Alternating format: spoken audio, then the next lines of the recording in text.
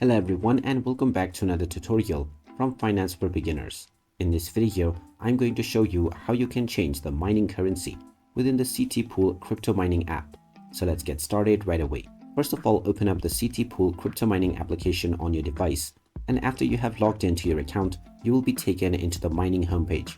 From here, you can directly start and run your miner in order to start mining your chosen cryptocurrency. Now, if you wish to change the currency that you are currently mining, then underneath the pool mining section, you will see the currency that you have currently chosen.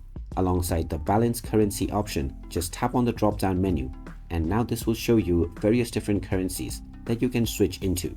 Tap on whichever currency you wish to change into, and now you will be asked one more time whether you would like to confirm your switch.